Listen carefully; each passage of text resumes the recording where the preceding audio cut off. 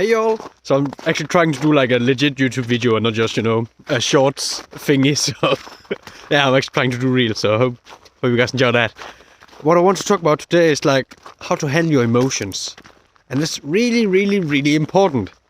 And I guess there's lots of ways to go about it, but the first one is, of course, to acknowledge that you have emotions and that you have hard emotions, like everyone does. That's just how it goes, right?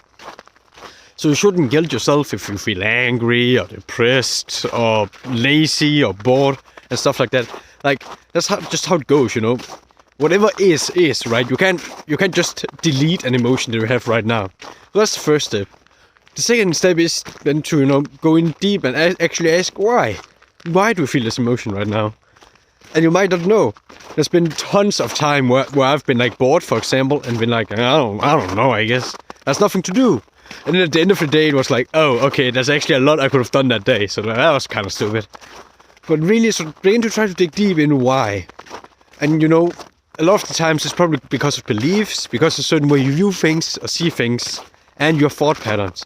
If you tell yourself that you're sad or there's nothing to do, then that's probably going to be your reality, Like what you say will form how you see stuff, your perspective, So that's a really important part also. So be aware of how you talk and say things.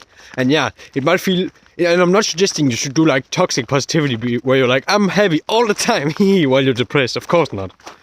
But you could say that, okay, maybe there is an option or an optional way to do things somewhere. I just can't see it right now, but it is there, right? So realistic positivity, if that makes sense. Or if you're really sad, like, okay, I'm really sad right now and that's okay. But there's probably a solution somewhere and I'll begin to look for it. So having this proactive, like, thinking and way of talking to yourself is quite important. It's also a good way to just not give up, when you actually say to yourself there are options and I can do stuff. And then, like, for actual to-do things, habits, I would probably recommend like things like meditation or journaling. Meditation has been real big for me. Like, gosh darn, it's been really good. And that also just creates awareness, so you can catch yourself if you're angry before you actually say something stupid to someone. That's always, pretty neat.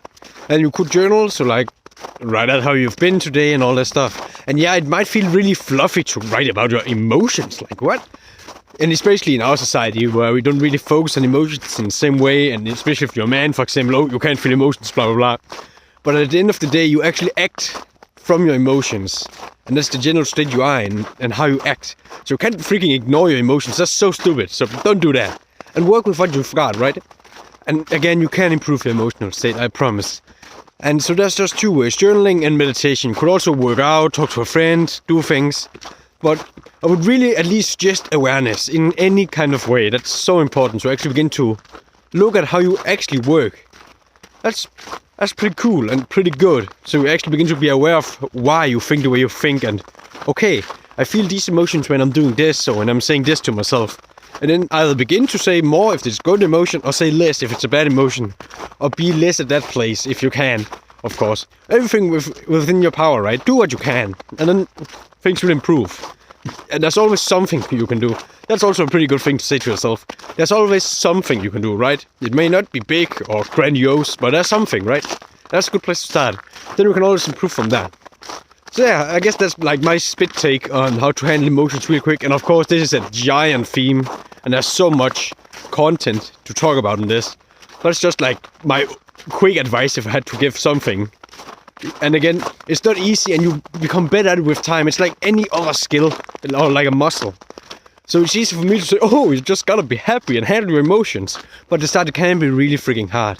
So just begin with the small steps. And baby steps is legit the best thing ever invented. I swear to God. Even though I guess it's not invented really, but the best thing you can do. Just do a little bit and then be like, okay. Building confidence, then do a little bit more. Okay, that's pretty cool.